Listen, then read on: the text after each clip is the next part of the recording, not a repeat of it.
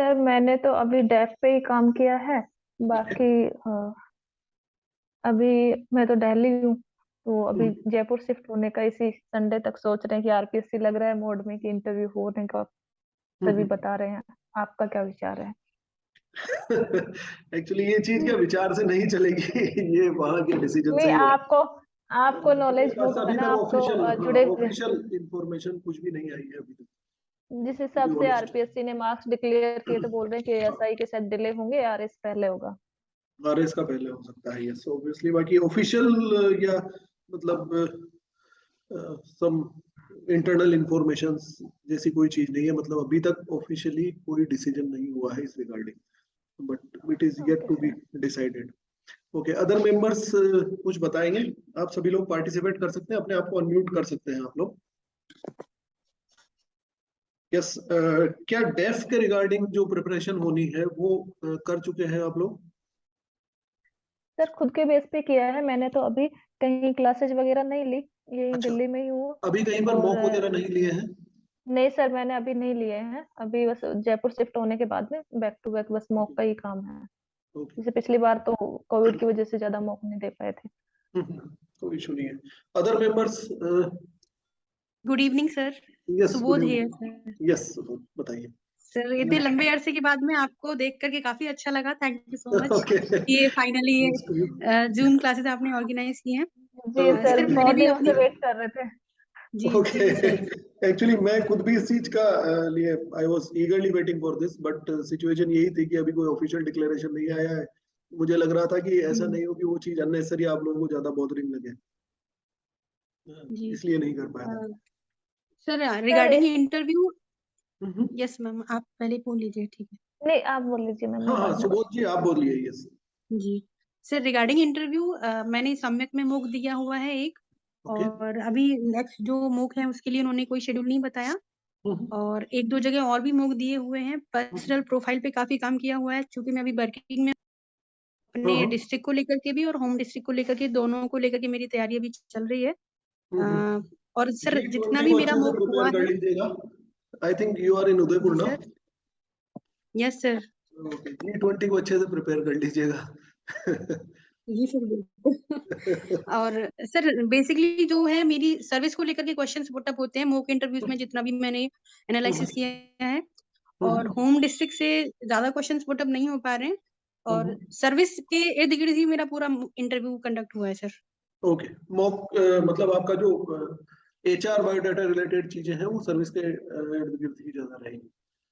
Ji sir. Okay, that's good. चलिए, so other members अगर इस रिगार्डिंग कोई बात है, कुछ बोलना चाहते हैं तो बोल सकते हैं। I would like to start with our sir mandate अपना में। यस। सर मेरी एक क्वेरी थी, अपना जो पहले भी ऐसा सेशन हो चुका क्या एक, या अभी ये नहीं, फर्स्ट है? नहीं हुआ। It is first session for the जैसे इंटरव्यू। मेंस मेंस में जो अपन ने स्टार्ट किया था उसके बाद में फर्स्ट है ना?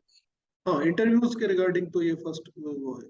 ओके अभी सर, तक मैंने कोई ओके सर, सेशन थैंक नहीं करवाया है। Okay, so first of all हम what is expected from me, जो मुझे अभी तक समझ में आया है मैं अपनी तरफ से बता देता हूँ कि यहाँ पर हम क्या क्या करेंगे। इन सेशंस में हम किन चीजों को कवर करने का ट्राई करेंगे। सो फर्स्ट थिंग ये कि एक जो एथिक्स वाला पार्ट है, जो सिविल सर्विसेज में एप्लीकेबल पार्ट जो है एथिक्स का, अप्लाइड एथिक्स जिसे हम बोलते हैं, जिसमें आपकी मॉरल वैल्यूज और ये सारी चीजें जो आती है, एप्टीट्यूड वगैरह और इमोशनल इंटेलिजेंस और ये चीजें हैं, एक तो वो चीज हम यहाँ पर कवर करने का ट्राई करेंगे कि उसको हम अच्छा थोरोली ड्रिल कर सकें।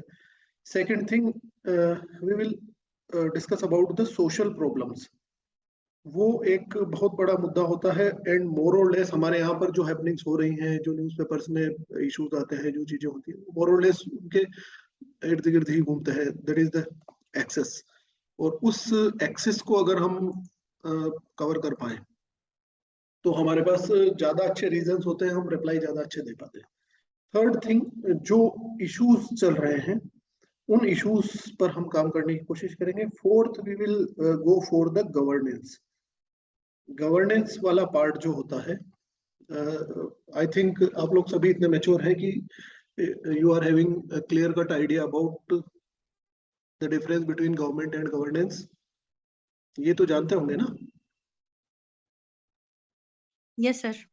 सो गवर्नेंस वाला जो पार्ट है, what is governance and governance, कितना इन्वॉल्वमेंट, कितना असेंशियल है, पब्लिक इन्वॉल्वमेंट कितना असेंशियल है, सोशल मीडिया के टाइम पर पब्लिक इन्वॉल्वमेंट को कितना अलाउ किया जाए, कितना नहीं अलाउ किया जाए, किस लेवल पर वो रहता है और कितना हेल्पफुल रहता है, क्या किसी भी पर्सन को या किसी भी ऑफिसर को इन्वॉल्वमेंट पब्लिक का कितना रखना चाहिए, नहीं रखना चाहिए, वो फ्रूटफुल होगा नहीं होगा, वो सारी चीजें हम यहाँ पर करेंगे।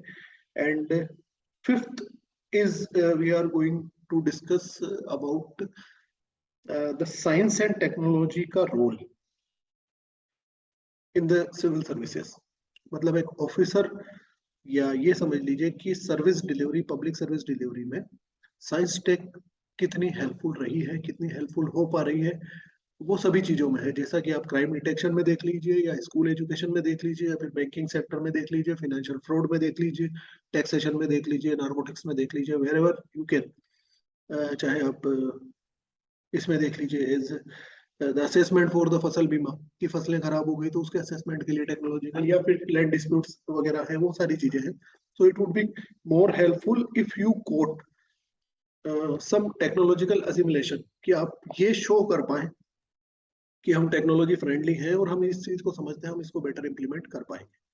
So here I will not try on the online mode. मैं यहाँ जूम की बात कर रहा हूँ। जूम पर हम जो डिस्कशंस करेंगे, जिन चीजों में हम सब पार्टिसिपेट करके जो भी चीजों को ड्रिल करेंगे, उसमें HR बायोडेटा बेस्ड इंडिविजुअल कोई चीज नहीं होगी इस प्रोग्राम में फिलहाल। अगर कुछ ऐसा हुआ तो ऑफलाइन मैं जयपुर में अवेलेबल हूँ, या अगर ऑनलाइन भी लेना पड़ा तो HR बायोडेटा बेस्ड अलग सेशंस रहेंगे। सो दिस सेशन जो हम अभी जूम पर जो स्टार्ट कर रहे हैं, ये प्रोग्राम टोटली इश्यूज बेस्ड रहेगा, जिसमें वेरियस पार्ट्स हम कवर करने की ट्राई करेंगे। एनी अदर कंफ्यूजन और कोई क्वेरी हो?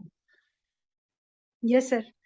Yes. Sir most of the move में मुझे एक ही क्वेश्चन बार बार रिपीटेशन में मिला है कि आप ऐसा क्या इनोवेटिव करने वाले हैं जिससे आमूलचूल परिवर्तन देखने को मिलेगा। जिससे आमूलचूल परिवर्तन काफी आमूलचूल परिवर्तन देखने को मिलेगा प्रशासन में। Okay, and what you replied? Sir क्योंकि मैं टेक्निकल बैकग्राउंड से हूँ, तो मेरा जो एस्पेक्ट था वो उसी के इर्द गिर्द घूम रहा था कि किस तरह से सर्विस डिलीवरी काफी बेस्ट हो सकती है और आम जनता को किस तरह से राहत दी जा सकती है कार्यों के साथ में। ताकि सर उस टाइम जो स्ट्राइक होता है वो इतना ब्लैंक हो गई थी उस टाइम तो मैं कि इसमें और क्या बेटर कर सकते हैं। तो जो इनोवेटिव आइडियाज हैं उनको एक बार अगर अपन इसमें टॉपिक्स में ऐड करें तो वो बहुत ज्यादा बेटर रहेगा सर। ओके, फॉर द, तो हम जो इश्यूज डिस्कस करेंगे ना, जो प्रॉब्लम्स, जो चैलेंजेस हम डिस्कस करेंगे, उनके सॉल्यूशंस में हम इनोवेटिव आइडियाज यूज करेंगे ऑब्वियसली। ठीक है सर। ठीक है, वो जो चीजें हैं उसका, मान लीजिए कोई भी चैलेंज है, मान लीजिए आप ये देख लीजिए कि what we say that communal violence है। So how to control the communal violence in society as an administrator. मतलब एक पुलिस ऑफिसर की तरह कंट्रोल करना, that is another thing, but as an administrator हो सकता है आप देवस्थान विभाग में आपका पोस्टिंग हो गया है, क्या वहां पर आप ऐसा कोई रोल प्ले कर सकते हैं कि जिससे कम्युनल हार्मनी बढ़े? तो ये इनोवेटिव आइडियाज और जो चीजों को इंटरकनेक्ट करने वाली चीज है, ये हम इशू बेस्ड रहेगी, और उसमें आई वुड ट्राई, मैं इसको लिख लेता हूँ यहाँ पर बिल्कुल।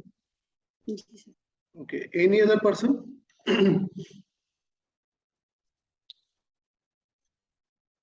Any other person want to advice something? आप लोग सभी मुझे सुन पा रहे हैं, कंफर्टेबल है?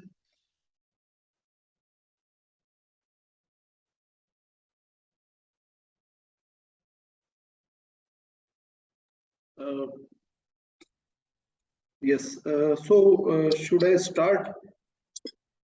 क्या आप लोग सभी कंफर्टेबल हैं? What's its name?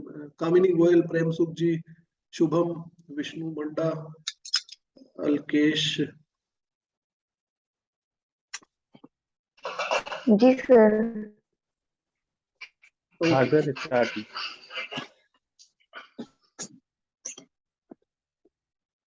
Yes, so first of all हम सबसे पहले जो बात स्टार्ट कर रहे हैं, I would like to start with the first topic, that is aptitude and foundational values for civil services. So पहली चीज मैं आप लोगों से ये पूछना चाहूंगा, what does it mean by the aptitude? Aptitude को आप कैसे डिफाइन करेंगे? एक एक पर्सन आप स्टार्ट कर सकते हैं। What is aptitude?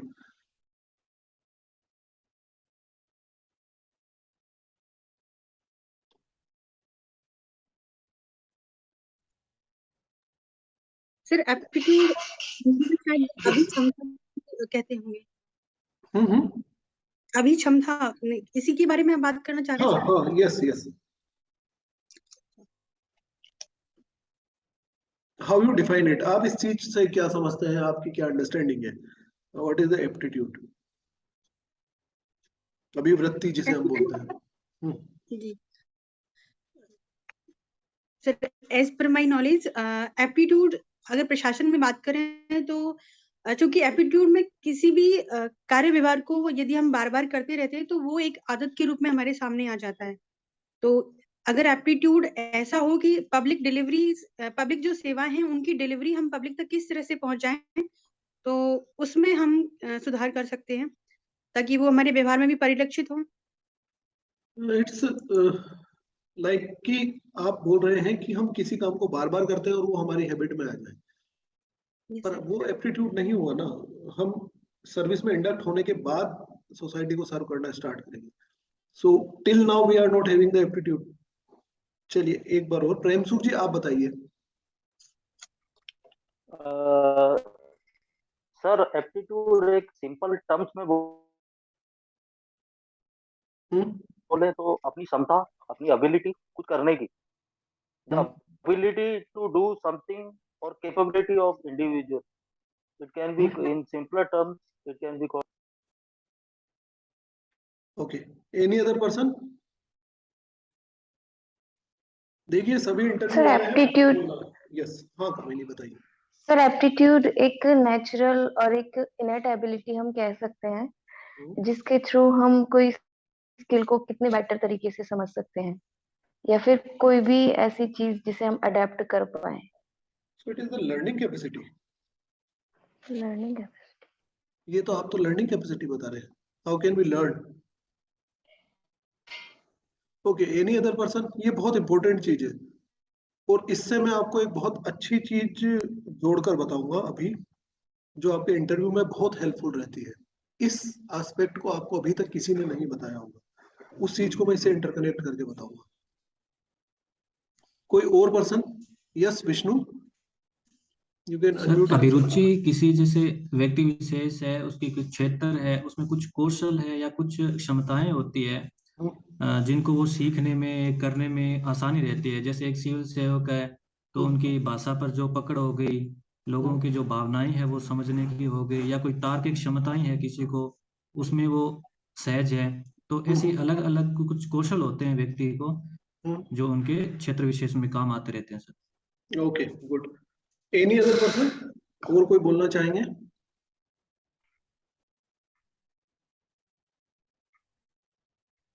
ओके, सो सबसे पहली चीज ये समझिए, aptitude means potential.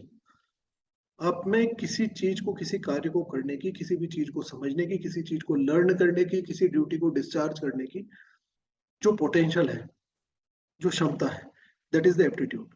First thing ये याद रखिएगा। दूसरा, अब मैं आपको एक मेन चीज इसकी बता देता हूं कि एप्टीट्यूड वो चीज है, वो रिप्लाई है, वो आंसर है जब आपसे ये पूछा जाता है कि आपका दिस बैकग्राउंड है, आप ऑलरेडी इतना अर्निंग है, आप ऑलरेडी इस पोस्ट पर हैं, आप ऑलरेडी इस डिपार्टमेंट में हैं, आप ऑलरेडी इस स्केल पर नौकरी कर रहे हैं, आप आरएस क्यों बनना चाहते हैं, इस सर्विस में आप क्यों आना चाहते हैं, या आप इस बैकग्राउंड से रहे हैं। लाइक एक स्टूडेंट था, अभी मॉक में ही हमारे पास आया था, and he was from the aeronautical engineer. अब एरोनॉटिक्स के बैकग्राउंड से होते हुए पर्सन आरएस में क्यों आना चाहता है? और वो लास्ट वाला भी इंटरव्यू फेस किया हुआ था, और उसने बोला था कि सर लास्ट वाले इंटरव्यू में मुझे इतना ज्यादा प्रेशराइज किया गया इस क्वेश्चन पर, उन्होंने इवन क्लियरली ये बोल दिया कि आप तो सरकार के लिए पनौती हो, आपने जितने रिसोर्सेस है वो सब वेस्ट कर दिए हैं, और उन सारे वेस्टेज का बर्डन लेकर फिर आप प्रशासन में आना चाहते हैं।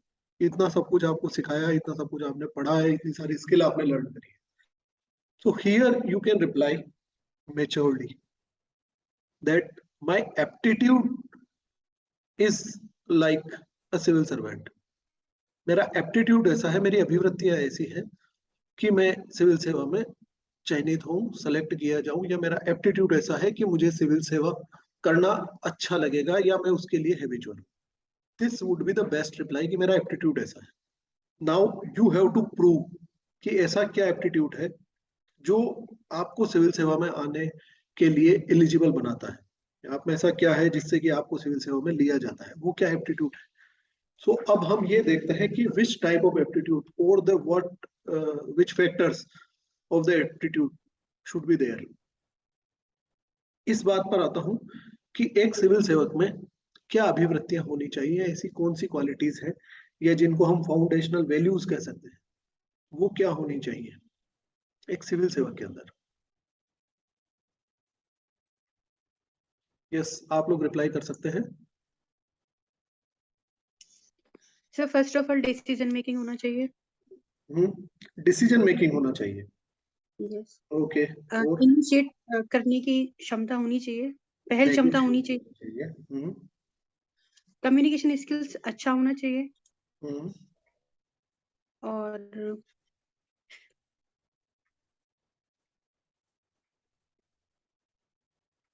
टीम स्पिरिट होनी चाहिए ताकि जो कार्य हैं वो उनका सही रूप से संपादन किया जा सके. टीम वर्क एबिलिटी होनी चाहिए. ओके. Any other person.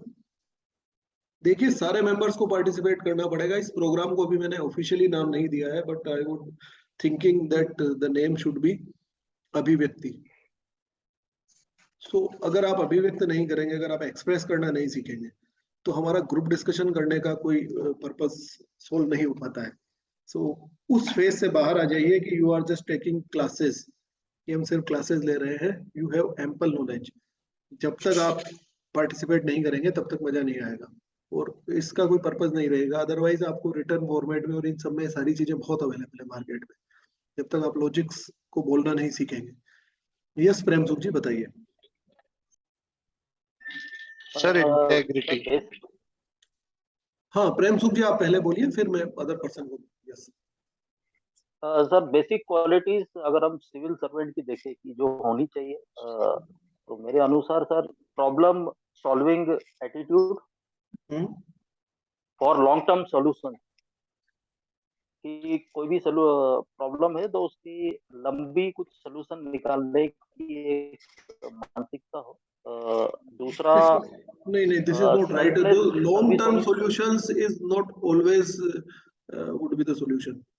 मान लीजिए करौली में वायलेंस हुआ था, करौली में दंगे हो गए, जोधपुर में दंगे हो गए, वहां पर आप लॉन्ग टर्म सॉल्यूशंस की बात करेंगे, but we have to opt for the short term solutions also. तो you can say that the sir short term solutions are also applied, but basic mindset should be for long term solution. हाँ, so that this type वो हम of कर सकते incident हैं कि don't the occur. Ability to solve the problem in short term and long term too. So to control the situation or control the problem in the short term and to eradicate the problem in the long term, आप ऐसा बोल सकते हैं. पर हम सिर्फ ये नहीं बोल सकते कि लॉन्ग टर्म सॉल्यूशंस, वो ऐसा हो जाता है कि you are lethargic towards the decision making.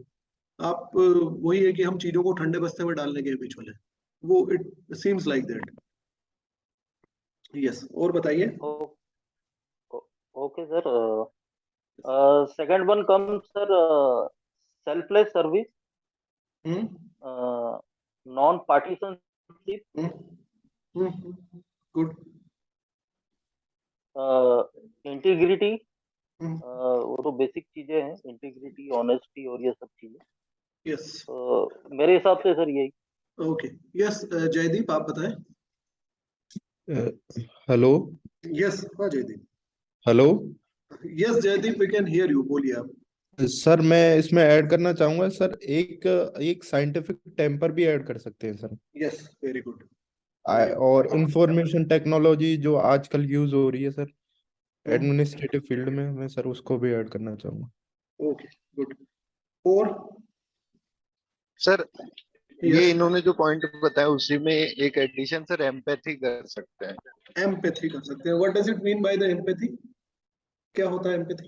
Sir to understand others problem by Hindi में पुटिंग क्या बोलते हैं इसको? योरसेल्फ इन देयर सहानुभूति। शूज। हिंदी मीडियम वालों को बता दूं, दैट इज हाँ सहानुभूति। ठीक है।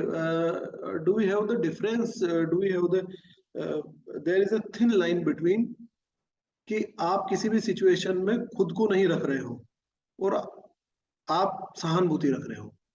एम्पैथी का मतलब ये होता है। ऐसा नहीं होता है कि आप वहां पर खुद को अज्यूम करने लग जाए। जब पर्सन खुद को अज्यूम करने लग जाता है तब उसके डिसीजंस ज्यादा नॉन प्रैक्टिकल हो जाते हैं, या ऐसा समझ लीजिए कि उसके ज्यादा बायास्ड डिसीजंस हो जाते हैं। वो नहीं होना चाहिए। चलिए, अदर और मेंबर्स? सर इसमें respect for the law. Respect for the law, okay. तो हम इसको ये बोल सकते हैं लॉ अबाइडिंगनेस, या कानून के लिए मान्यता। Okay, good. और रेस्पॉन्सिवनेस।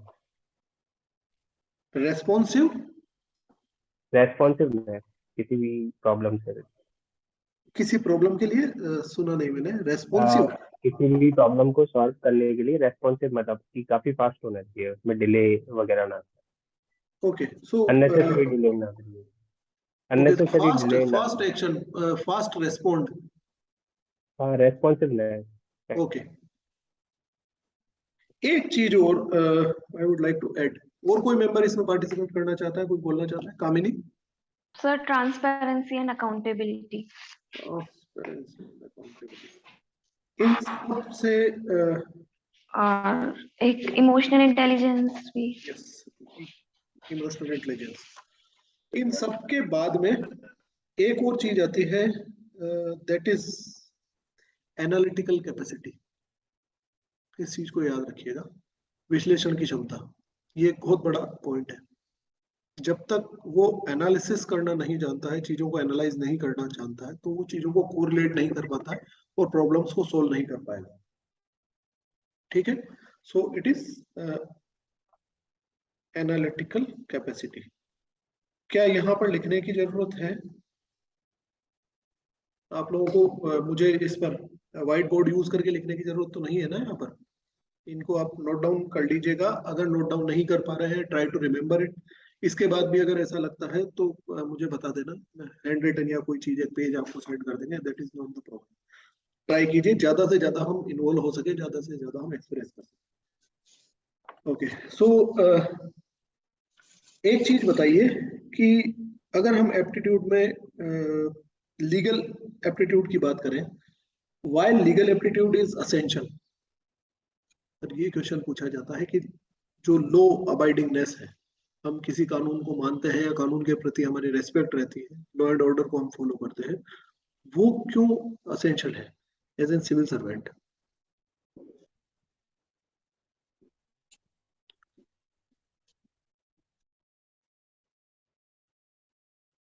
सर क्योंकि सिविल सर्वेंट होता है वो उससे लीगल जो उसकी फ्रेमवर्क है उसमें बंधा होता है, उसके नियमों और विनियमों के तहत कार्य करता है, इसलिए उसको नियम के अनुसार ही वर्क करना होता है और नियमानुसार ही लोगों को जो भी योजनाएं हैं उनको फॉलो देखो, करके वो लाभान्वित बाउंडेड करना है। होता है। इट सीम्स लाइक कि वो बाउंडेड है, इसलिए वो लॉ अबाइडिंग है। हम ये बोल रहे हैं कि उसमें फाउंडेशनल वैल्यूज ये होनी चाहिए कि वो कानून की रेस्पेक्ट करता हो। फिर उसमें रेस्पेक्ट नहीं करी है, मतलब हमने पुलिस को रेड लाइट पर देखकर सीट बेल्ट लगा लिया है, हेलमेट लगाया, इट्स लाइक दैट। पर अगर वहां पुलिस नहीं होती तो हम सीट बेल्ट नहीं लगाते। और फाउंडेशनल वैल्यूज तो हम वो मानेंगे जो हमारे फाउंडेशन में है, हमारे अंतःकरण में ऑलरेडी है। Getting my point? So why law abiding होना किसी सिविल सर्वेंट के लिए क्यों अच्छा है? यस, शुभम। सर ये जो पब्लिक सर्विस डिलीवरी है उसको सुनिश्चित करता है। अगर लॉ गाइडिंग होगा, वो लॉ को फॉलो करेगा, तो पब्लिक सर्विस जो डिलीवरी है वो टाइम पे होगी और जिन भी लोगों को चाहिए उनको मिलती रहेगी। अदरवाइज डिस्क्रिपेंसीज आएंगी अगर लॉ अबाइडिंग नहीं है। ओके, एक चीज याद रखिएगा, यहाँ पर दो चीजें आपके लिए हेल्पफुल हो जाती है। लो अबाइडिंग पर्सन, एक सिविल सर्वेंट एग्जाम्पलरी होता है, हमेशा उसका एग्जाम्पल दिया जाता है। तो सिविल सर्वेंट अगर लो अबाइडिंग होगा तो अदर पर्सन्स भी कानून को मानने के लिए, लॉ को फॉलो करने के लिए इंस्पायर होते हैं। मतलब ऐसा मान लीजिए कि एक एसडीएम की गाड़ी है, वो अगर रेड लाइट पर नहीं रुकती है, अदर पर्सन भी उसको देखकर ये देखते हैं कि यार ये एसडीएम है, ये ऑफिसर है, इसने गाड़ी नहीं रोकी तो हम क्यों गाड़ी रोकें। तो जब कभी भी ऐसा पॉइंट आएगा कि रेड लाइट पर रुकना है और वहां पर ज्यादा क्राउड नहीं है, तो रेड लाइट तोड़कर निकलने की कोशिश करें। So it is exemplary to, वो एग्जाम्पल भी होता है, इसलिए उसको लॉ अबाइडिंग होना ज्यादा अच्छा होता है। दूसरा, यस ऑब्वियस चीज है कि अगर वो लॉ अबाइडिंग होगा, so he is a responsible citizen first. तो कभी भी इस चीज को निकाल दीजिए कि वो पोस्ट पर है तो ही उसे लॉ अबाइडिंग होना चाहिए। Law abiding each and every person को होना चाहिए। अगर मैं सर्विस में इंडक्ट होता हूँ तो भी मैं कानून के रेस्पेक्ट करता हूँ, और अगर मैं सर्विस में इंडक्ट नहीं होता हूँ तो भी मैं कानून की रेस्पेक्ट करता हूँ। Because as responsible citizen we respect our constitution, हम हमारे कानून को, उस चीज को हम रेस्पेक्ट देते हैं। चलिए एक और चीज, हाउ ह्यूमन रिलेशंस, अगर मानव से जो रिलेशन बनाने हैं, या जिसको हम बोल सकते हैं कि दैट इज एम्पैथी, वो किसी सिविल सर्वेंट में होना क्यों असेंशियल है, या उसकी सर्विस में किस तरह से हेल्पफुल रहते हैं। सर, अगर हमें किसी की प्रॉब्लम का सोल्यूशन ढूंढना है, हाँ? तो जब हम उसकी प्रॉब्लम को अपनी प्रॉब्लम की तरह से समझ पाएंगे, तो हम बेटर वे में उसका सोल्यूशन ढूंढ पाएंगे। तो यही एक क्वालिटी एक सिविल सर्वेंट में जरूरी होती है, ताकि वो जो आम जनता है, रूट लेवल पे जो लोग हैं, उनकी प्रॉब्लम को बेटर वे में सॉल्व कर सके। ओके, एंड और कोई? Sir, civil Yes. सर्विसेज का जो उद्देश्य होता है वो होता है अंत्योदय तक, अंतिम पंक्ति तक जो व्यक्ति खड़ा है उस तक सेवा और न्याय का पूरी डिलीवरी हो जाना। तो इसके लिए एम्पैथी बहुत ज्यादा आवश्यक भी हो जाती है, क्योंकि यदि अगर हमने उस व्यक्ति का ध्यान नहीं रखा तो कहीं ना कहीं हम उन उद्देश्यों से भटक जाएंगे जो सिविल सर्विस के लिए बहुत ज्यादा महत्वपूर्ण माने जाते हैं। Any other sir concern? Yes. इसमें सर आम पब्लिक के लिए तो इन्होंने बोला है, लेकिन जो टीम वर्क हम करते हैं उसमें भी ये काफी हेल्पफुल होगा। Okay. और एक टीम की तरह वर्क करेंगे। तो एक एज अ टीम, एक बेटर टीम लीडर की तरह वो काम कर पाएगा अगर उसमें ह्यूमन रिलेशंस और उन चीजों को समझने की कैपेसिटी होगी। Okay, so the point comes here now towards, और कोई पर्सन इस पर कुछ बोलना चाहते हैं? Any other member? चलिए, so the point comes here now to the objectivity. हम इस पॉइंट पर पहुंचे हैं कि सिविल सर्वेंट के लिए जो असेंशियल है, ये सारी वैल्यूज, ये सारी फाउंडेशन वैल्यूज को टारगेट करते हुए, या इन सारी फाउंडेशन वैल्यूज का होते हुए उसमें ऑब्जेक्टिविटी होनी चाहिए। ऑब्जेक्टिविटी का मतलब क्या होता है? हिंदी में इसको कहते हैं उद्देश्यपरकता। यही कहते हैं ना, आई थिंक। वस्तुनिष्ठता, वस्तुनिष्ठता। ओके, इसका मतलब क्या होता है objectivity? The difference between objectivity and subjectivity बता दीजिए। चलिए, ऑब्जेक्टिविटी मीन जो नियम या जो चीज एक्चुअली है ऑन फैक्चुअल बेसिस पर वो उसी के अनुसार कार्य कर रहा है।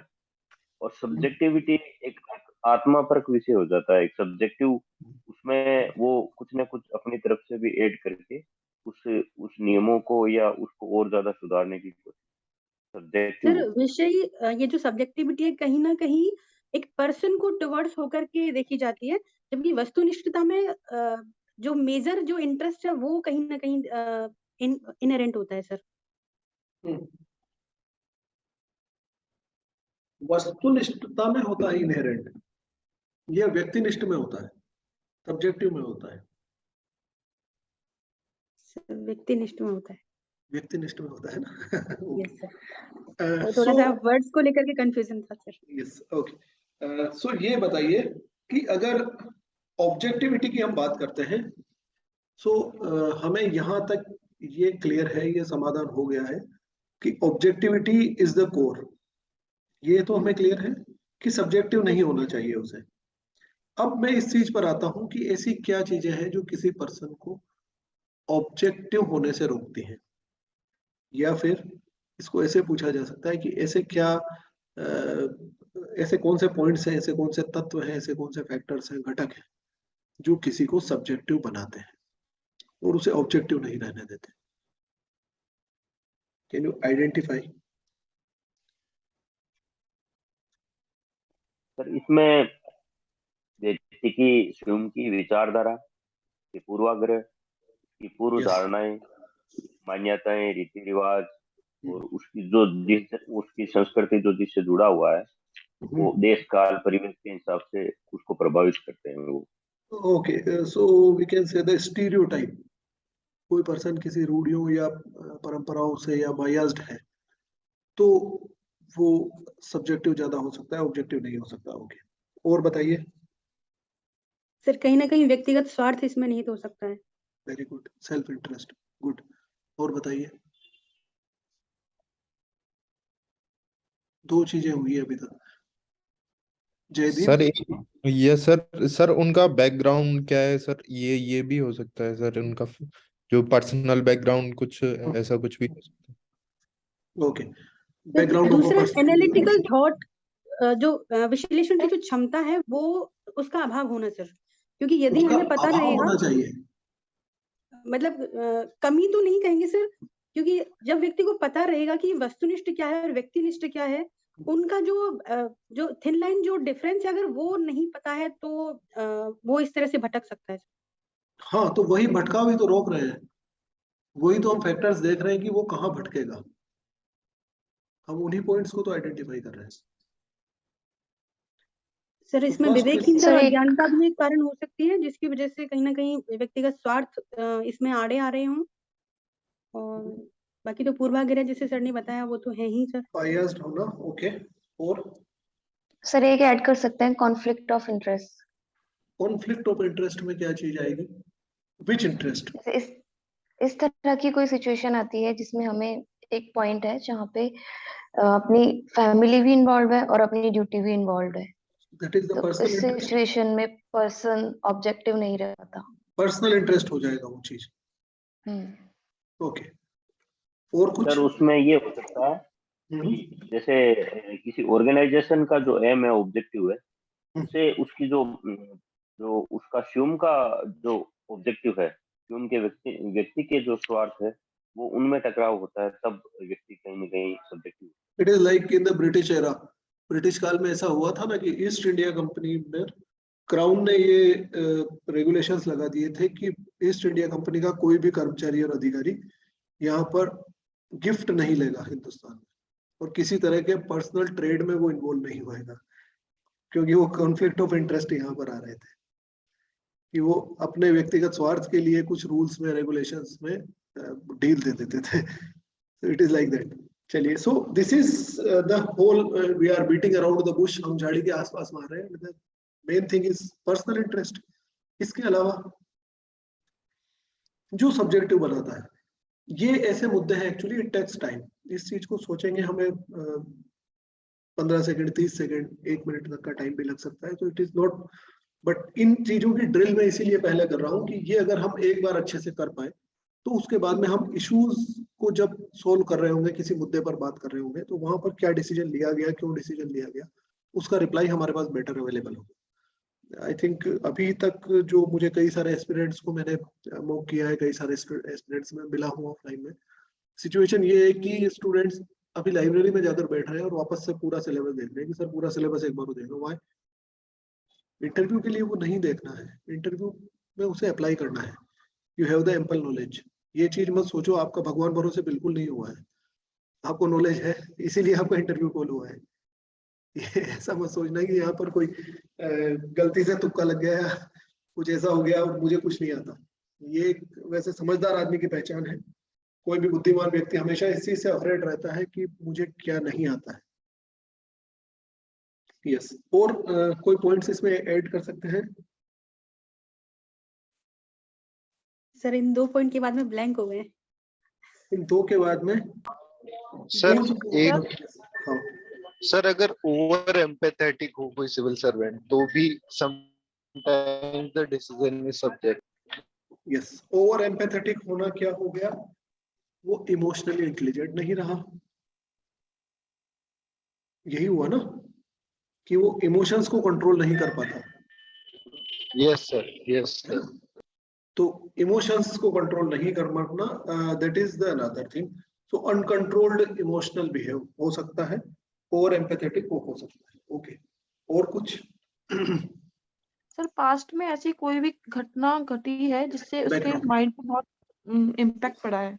बैकग्राउंड उसका, वो बैकग्राउंड में दोनों सारी चीजें आ जाएगी, उसका सोशल बैकग्राउंड भी आ जाएगा, उसका कोई उसके साथ जो एक्सपीरियंसेस एक्सीडेंट रहे हैं लाइक ऐसा फैमिली, हुआ है यस, जिससे फैमिली के जो एनकाउंटर बैकग्राउंड है हुआ वो है। चीजें भी उस पर आ जाएगा कि वहां पर उस चीज को आकर वो ज्यादा बैलेंस्ड वे में नहीं एटीट्यूड कर पाता है। और कुछ बताइए इसके बाद? सर एक पारिवारिक दबाव और सामाजिक दबाव इसमें अहम रोल निभाता है सर, ओके, सब्जेक्टिविटी होने में। पबेड में हमने ये टॉपिक पढ़ा है क्या मेंस के टाइम पर, कि एक एडमिनिस्ट्रेटर किस तरह से ट्रेड्स सेट करता है या समाज में या इसमें लोक प्रशासन में किस तरह से परिवर्तन आते हैं, किस तरह से किसी भी चीज को डिसाइड करने में और किस तरह से परिपाटियां बदल सकती हैं? ये टॉपिक था क्या पबेड में? नैतिक मूल्य का एथिक्स में था, मूल्यों नैतिक के मूल्य का विकास था, में। नैतिक मूल्य का था, एक पबेड में भी था, और मैंने ये मेंस के टाइम पर पढ़ाया भी है, इसलिए मुझे पता है कि किस आपकी तरह बार से। सर नया जुड़ा था यह टॉपिक। यस, आपकी बार ये टॉपिक नया जुड़ा था, और वो बहुत इंटरेस्टिंग चीज थी कि रूढ़ियों को बदलने में, परिपाटियों को बदलने में, या जो चीजें चेंज होती है उनको बदलने में प्रशासन किस तरह से अपना योगदान देता है, और कितना टाइम लगता है प्रशासन को। क्या ऐसा होता है कि 10 से 15 साल का टाइम लग जाता है, तो कुछ जो ये पबेड के साइंटिफिक एनालिटिक्स है उनसे भी ये चीज आई थी कि यस 10 से 15 साल, 25 साल, 50 साल, 60 साल तक ऐसे लग जाते हैं कि परिपाटियों को बदला जा सकता है, जिसमें हम विमेन एजुकेशन पर आ सकते हैं, बाल विवाह पर आ सकते हैं, इन चीजों पर हम उसको कोट कर सकते हैं। या फिर ऐसा मान लीजिए बेटी बचाओ बेटी पढ़ाओ आंदोलन, जो मैडम को अभी रिसेंटली यूपीएससी में अपॉइंटमेंट मिला है, कल ही जो अपॉइंट हुई है यूपीएससी मेंबर, रिटायर्ड आईएएस है, 2019 में उन्होंने स्टार्ट किया था बेटी बचाओ बेटी पढ़ाओ। तो वो चीजें यहाँ पर हेल्पफुल होती है, उन चीजों को आप यहाँ पर कोट कर सकते हैं कि एडमिनिस्ट्रेशन ऐसी परिपाटियों को, ऐसी चीजों को बदल सकता है। ओके, एक और चीज मैं यहाँ पर आपको 2 चीजें और ऐड करना चाहूंगा जिसमें आप सब्जेक्टिव नहीं हो, ऑब्जेक्टिविटी मेंटेन कर सकते हैं। That is one thing is recent effect. Recent effect का मतलब ये होता है कि मान लीजिए you are working as an SDM, आपके सामने रेवेन्यू रिलेटेड कोई डिस्प्यूट आया है, कुछ परिवार का झगड़ा है जमीन को लेकर या प्रॉपर्टी को लेकर। जब आपके सामने दोनों पार्टीज के एविडेंसेस प्रोड्यूस किए गए, एक पार्टी ने, जो आपने उसके कुछ पेपर्स इनिशियली देखे हैं, 2 या 3 कागज आपने देखे हैं, मान लीजिए पूरा 10-15 कागज का पूरा सेट आपको दिया है एक पार्टी की तरफ से, उसमें से शुरू के 2 या 3 पेपर्स ऐसे हैं जो फेक है, उन पर जो सिग्नेचर वगैरह है वो भी झूठे हैं, स्टैम्प वगैरह पर भी सिग्नेचर झूठे हैं, या फिर उन्होंने जो एविडेंसेस या आपने जो बयान दिए हैं उसमें कहीं झूठ का काम नहीं है, और वो आपको you can analyse it, you can grasp it very fast, आपको लग गया कि ये झूठ है एंड ये एक्सेप्टेड कि ये सर गलती हो गई मेरे से साहब, और ये मैंने गलती से दे दिया, बाकी मुझे ऐसा नहीं देना चाहिए था, ऐसा तो नहीं हुआ था, या ये सिग्नेचर झूठ है। This is called recent effect. अब मान लीजिए कि 10 कागज में से 2 कागज ऐसे हैं स्टार्टिंग के जो झूठे थे, and now you will get yourself subjective, कि जैसे ही वो अदर पेपर्स भी आपके सामने आएंगे, आप ये सोचेंगे कि इसने सारे ही झूठे पेपर्स यहाँ पर प्रोड्यूस किए, सारे ही जितने भी एविडेंसेस दिए हैं वो सारे झूठे दिए। ये पुलिस वाले उसमें भी होता है, ये एडमिनिस्ट्रेशन में भी होता है, ये रेवेन्यू वाले में तो ऑब्वियसली बहुत बार होता है। सो रीसेंट इफेक्ट से भी आपको अपने आप को कंट्रोल करना होता है कि कोई भी चीज आपने एकदम से रिसेंटली जब देखी है, और रिसेंटली जब आपको ये लगा है, जिसको हम बोलते हैं ना प्राइमा फेसी। प्राइमा फेसी जब एकदम से किसी चीज को देखा गया तो वो रिसेंट इफेक्ट से आपको अपने आप को कंट्रोल करना होता है। Getting my point? इसको प्राइमेसी इफेक्ट या रिसेंट इफेक्ट बोला जाता है। क्या ये चीज समझ में आई? Yes sir. एक चीज होती है दैट वी से हालो इफेक्ट।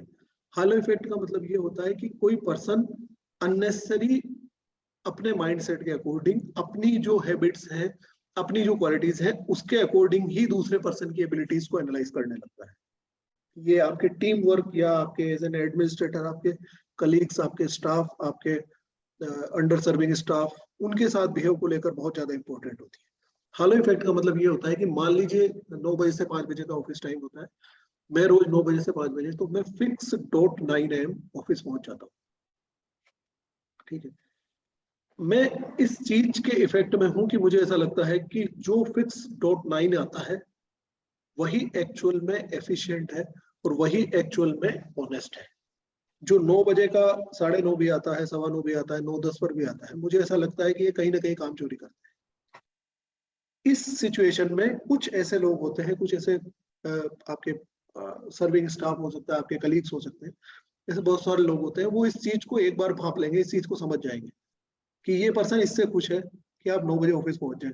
उसके बाद आप 9 बजे आने के बाद चाहे कोई काम करे या नहीं करे, it creates the hello effect. इसकी जगह ऐसा हो सकता है कि कोई पर्सन 10 बजे आता हो और वो 9 से 5 की जगह और 10 से 5 में भी वो उससे ज्यादा ड्यूटी डिस्चार्ज करता हो, उससे ज्यादा काम करता हो। ऐसा एक और मैं एग्जांपल देता हूँ। कई बार ऐसा होने लगता है कि कोई पर्सन वो हम ऐसा समझ लेते हैं, मान लीजिए इंग्लिश जिसकी अच्छी हो, हमारे यहाँ पर जनरली हिंदी भाषी स्टेट्स में ये चीज होती है कि जिनकी इंग्लिश अच्छी होती है, जो इंग्लिश टर्म्स अच्छे यूज करते हैं, इंग्लिश जिनकी अच्छी होती है, उसको अननेसेसरी इंटेलिजेंट समझा जाता है।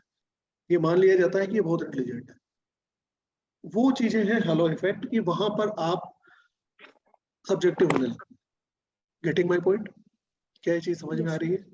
कोई Yes, ऐसे sir. सेक्रीफाइसिंग लोग होते हैं कि नहीं सर मैं तो लंच घर से करके आता हूँ, उसके बाद मैं लंच करता ही नहीं। तो वो लंच करे या नहीं करे, वो वहां पर देख बैठकर बार बार मोबाइल चला रहा है, गाने सुन रहा है, 10 बार फोन पे बात कर रहा है, कुछ भी कर रहा है। पर इस चीज को क्या है कि आप इस तरह से कंसिडर करने लगते हैं कि यार ये तो लंच भी नहीं करता, मतलब ही is a very dedicated person. Actual में ऐसा नहीं होता है। So the mean what is mean, या इस चीज का जो एंड रिजल्ट है वो किस चीज पर बेस्ड होना चाहिए?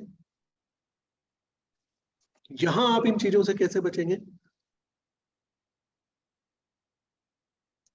हालो, HALO, हालो इफेक्ट इसको बोला जाता है। हालो इफेक्ट से आप किस तरह से बच सकते हैं?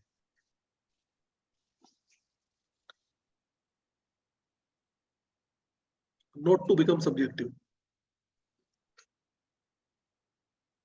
सर उसको पहले एनालिसिस करना चाहिए हमें, जो भी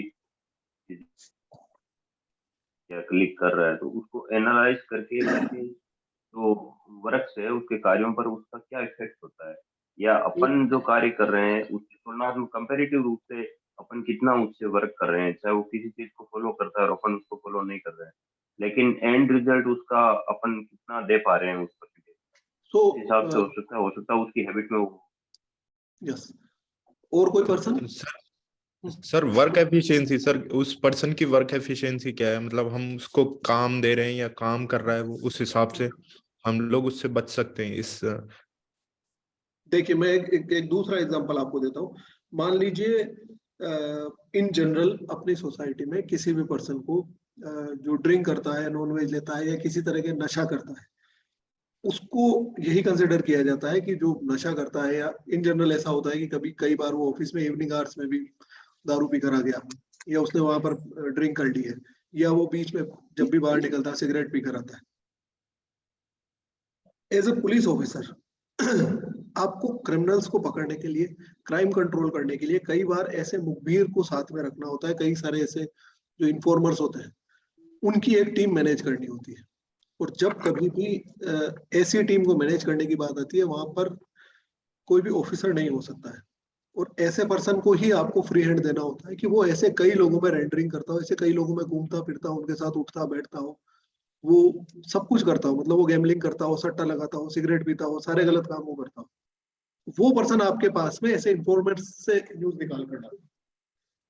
इन सिचुएशंस में यू कैन नॉट, वहां पर आपका हेलो इफेक्ट आपको अगर सब्जेक्टिव बनाकर रखेगा और आप उसको इस तरह से देखेंगे कि ये तो ये अपने आप में, दैट इज क्वाइट राइट कि अकॉर्डिंग टू सोशल नॉर्म्स उसकी हैबिट्स जो है वो अच्छी नहीं है, but need for the service, ऐसा हो सकता है कि पुलिस डिपार्टमेंट के लिए वो पर्सन बहुत हेल्पफुल है और आपको उसको सपोर्ट भी करना पड़े और आपको ये सब चीजें उसकी अलाउ भी करनी पड़े, या इन चीजों को आपको बाईपास करके उसको out of the box services आपको अलाउ करनी पड़े। This is the example. एक चीज मैं यहाँ पर ये पूछना चाहूंगा कि क्या हम ऐसे पॉइंट्स, क्या हम ऐसी चीजें आइडेंटिफाई कर सकते हैं to develop objectivity in ourselves? आपके अपने अंदर ऑब्जेक्टिविटी डेवलप हो उसके लिए आप क्या करेंगे?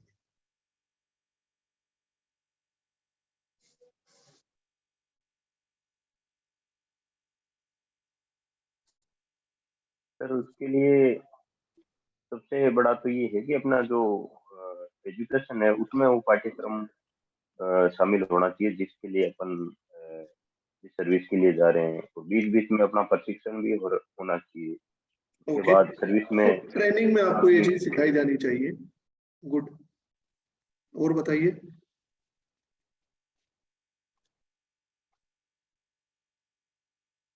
कोड ऑफ कंडक्ट भी होना चाहिए। कोड ऑफ कंडक्ट में आता है ये ऑलरेडी ये चीजें। इसके अलावा सर किसी व्यक्ति को मतलब किसी कार्मिक को, मतलब अधीनस्थों की अगर हम बात करें तो किसी अधीनस्थ को उसके नियत पदीय कर्तव्यों से इतर यदि कोई अन्य जिम्मेदारी दी जाती है तो उसका क्रियान्वयन वो किस प्रकार से करते हैं, उसका फॉलो अप लेकर के भी एक ऑब्जेक्टिविटी का ये जो हॉलो इफेक्ट है इससे भी बचा जा सकता है सर। यस, सो इस चीज को तो ये ऐसा समझ लीजिए कि ऑब्जेक्टिविटी से बचने के लिए आपको क्या करना चाहिए, that is the production. Production is the term कि जो भी चीज है, जो सर्विस है या जो भी एरिया उसका है, उसमें उसने क्या प्रोड्यूस किया, that would be the last parameter. And result क्या निकला उसका, उसका लास्ट पैरामीटर क्या है। तो प्रोडक्शन हुआ क्या, जो सर्विस उसे डिस्चार्ज करनी थी क्या उसने उसको उस सर्विस को डिस्बर्स कर पाया, नहीं कर पाया, that is sufficient. Yes sir. Second thing, मैं अब इस चीज पर बात कर रहा हूं कि हम सब्जेक्टिव नहीं हो या हमारे अंदर ऑब्जेक्टिविटी डेवलप हो, उसके लिए हमें किन चीजों का ध्यान रखना चाहिए?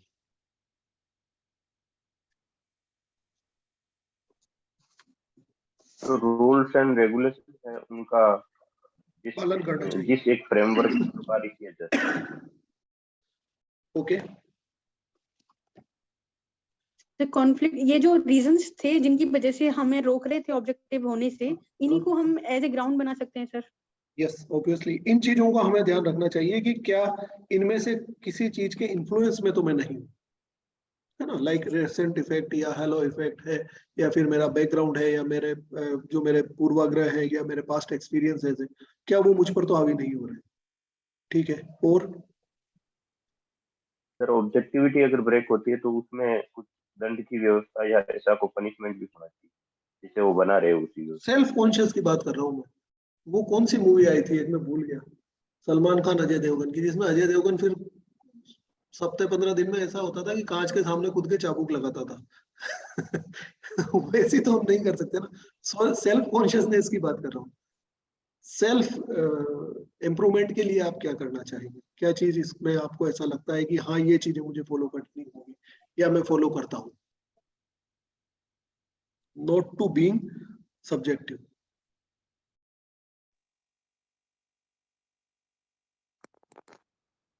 यस नीरू। सर उसके लिए हमें अब तक जितने भी हमने ऑफिशियल कैपेसिटी में जितने कार्य किए हैं, या फिर उनका पास्ट में एक एनालिसिस करना होगा कि हमने कहाँ कहाँ पे रूल्स या रेगुलेशंस के परे हमने डिसीजन लिया है, हम किनसे अफेक्टेड हुए हैं, और ये हमें रेगुलर बेसिस पे करना होगा ताकि फ्यूचर में भी सिमिलर जो अब हम वर्क करेंगे वहां पे हम कितने वहां से डाइवर्ट हो रहे हैं, कितने डाइवेट हो रहे हैं। तो वो धीरे धीरे अगर हाँ वो धीरे धीरे अगर प्रैक्टिस करते हैं तो हम वस्तुनिष्ठ बन जाएंगे। अधिक वस्तुनिष्ठता को हम अचीव करेंगे। ठीक है, यस जयदीप। सर एक पॉइंट सर मैं ऐड करना चाहूंगा सर। एक जो हमारे जो सीनियर होंगे, जो हमारे एडमिनिस्ट्रेशन में हमसे सीनियर होंगे सर, उनसे बात मतलब उनका एक्सपीरियंस, उनके हिसाब से जो भी एक्सपीरियंस है उसके हिसाब से चलना सर। उनके एक्सपीरियंसेस से हम क्या सीख सकते हैं। Yes, okay, good. और बताएं। अरे बाकी के लोग पार्टिसिपेट कीजिए, ऐसे नहीं होता है। यस, सेल्फ डेडिकेशन से भी ये होता है। सेल्फ डेडिकेशन, ये क्या चीज होती है? उस मोटो के लिए, उसके लिए जो कार्य कर रहे हैं जिसमें वस्तुनिष्ठता की आवश्यकता होती है, उसी के रूट पर आपका नॉन डेडिकेशन नहीं है, वो डेडिकेशन से डेविएशन नहीं है। डेडिकेटेड है आप, पर आपको पता ही नहीं रहता ना आप किधर निकल गए। प्रॉब्लम वो है एक्चुअली। मान लीजिए कोई एक पर्टिकुलर कम्युनिटी है, उन्होंने मेरे या मेरे फैमिली के साथ में बहुत बुरा बर्ताव किया था। मेरा पड़ोसी था, वो उस कास्ट का था। जब मैं एडमिनिस्ट्रेटिव पोस्ट पर आ गया, तब मेरे को सबको देखकर वैसा ही लगता है कि ये पूरी कास्ट वो वैसे ही होता है। वो दैट इज द थिंग। यहाँ डेडिकेशन वाली बात नहीं है सर। जैसे रीति रिवाज और ये जो रूढ़ियां परंपराएं हैं जिनसे कहीं ना कहीं हम प्रभावित होते हैं, तो इन सब से बचने के लिए यदि हम संविधान के प्रति अपनी निष्ठा व्यक्त करें तो उसमें भी ये चीज हो सकती है सर। तो लॉ अबाइडिंग हो गया ना, कि हम कानून के लिए रेस्पेक्ट रखें और लॉ अबाइडिंग रहे हम। That is the one point. इसमें एक चीज और आती है main, that is don't jump the conclusion very fast. किसी भी चीज में निर्णय बहुत जल्दी नहीं करें। क्या ये चीज समझ में आती है? हम कोई भी चीज का, कोई भी सिचुएशन में निर्णय बहुत जल्दी नहीं करें। बिना चीजों को एनालाइज किए हम निर्णय नहीं करते हो। अगर आप बहुत जल्दी किसी भी चीज के निर्णय पर पहुंच जाते हैं, वहां आप कहीं ना कहीं इमोशंस से, पास्ट बैकग्राउंड से, आपके एक्सपीरियंसेस से, उनके इन्फ्लुएंस में आप निर्णय ले रहे हैं। सो वेट फॉर अ जिफ, एक टाइम के लिए रुके और उसके बाद में हम निर्णय करें। हमारा निर्णय, डिसीजन मेकिंग का एक बड़ा पार्ट ये भी है कि आपकी डिसीजन मेकिंग में कोई गलती नहीं हो, तो उसका प्रॉपर एनालिसिस करके मैंने उसको डिसाइड किया। One thing. दूसरी चीज है कि अगर कई बार ऐसा होता है, कई केसेस ऐसे होते हैं, कई सिचुएशंस ऐसी आती हैं जहां पर आपको अपने इंट्यूजन्स को फॉलो करना होता है। इंट्यूजन्स का मतलब होता है, यार मुझे अंदर से ऐसी फीलिंग आ रही है, मुझे ऐसी गट फीलिंग आ रही है कि ऐसा नहीं होना चाहिए। मुझे ऐसी गट फीलिंग आ रही है कि ये पर्सन झूठ बोल रहा था। मुझे ऐसी गट फीलिंग आ रही है कि ये एम्प्लॉय झूठ बोल रहा था। Getting my point? मुझे ऐसी गट फीलिंग आ रही है कि यहाँ पर इसने अपनी सर्विस डिस्चार्ज नहीं करी है, इसने मक्कारी करी है। उस सिचुएशन में जब आप अपनी इंट्यूजन्स को या अपने सिक्स सेंस पर फॉलो करके आपको कोई डिसीजन ले रहे हैं, उस सिचुएशन में आपको अपने आप को रीअश्योर करना चाहिए। So one thing is don't jump to the conclusion very fast. Second, reassure yourself when you are using your gut feeling. जब आप अपने इंट्यूजन पर काम कर रहे हैं तो उस चीज को रीअश्योर करें कि yes I am assured. Third thing, क्या डायरेक्टली या इनडायरेक्टली अदर्स व्यू कलेक्ट करना इसमें बेटर हेल्पफुल हो सकता है? क्या इस चीज को समझते हैं? डायरेक्टली ये होता है, हमने किसी से पूछ लिया, यार मैं ऐसा करने की सोच रहा हूँ, क्या मुझे ऐसा करना चाहिए, या इस केस में हम ये डिसीजन लेने की सोच रहे हैं, क्या हमने ले लिया? तो दैट वुड बी गुड कि आपने आपके सीनियर से या किसी एक्सपीरियंस्ड पर्सन से पूछा है, वहां तक वो चीज ठीक है। पर जब आपको ऐसा लगा कि हम ऐसा डिसीजन ले रहे हैं, इस डिसीजन पर पब्लिक रिएक्शंस क्या होंगे, सो वहां आपको इनडायरेक्टली पब्लिक व्यूज कलेक्ट करने होते हैं कई बार। Getting my point? मैं आपको बताता हूँ, लाइक फायर क्रैकर्स बैन, पटाखे चलाने पर पाबंदी को लेकर आपको डिसाइड करना है कि आपका एरिया है, आपकी तहसील है, या आपका सब डिस्ट्रिक्ट है, या आप प्रमोट होकर जब डिस्ट्रिक्ट कलेक्टर हो गए हैं तो आपका जिला है, और जिला कलेक्टर या फिर एसडीएम के लेवल पर ही ये डिसीजंस लिए जाएंगे कि फायर क्रैकर्स अलाउड है या नहीं है।